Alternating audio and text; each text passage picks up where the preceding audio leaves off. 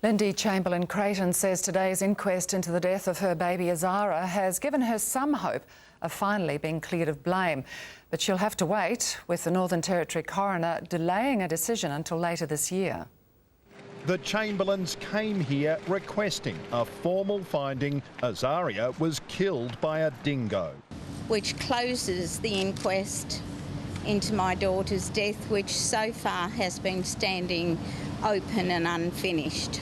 The last inquest in 1995 had an open finding, but the court heard today since then there'd been 14 major dingo attacks, including 3 fatalities. In an emotional court statement, Michael Chamberlain said, "Since the loss of Azaria, dingoes sent a shiver up my spine. It is a hell I have to endure."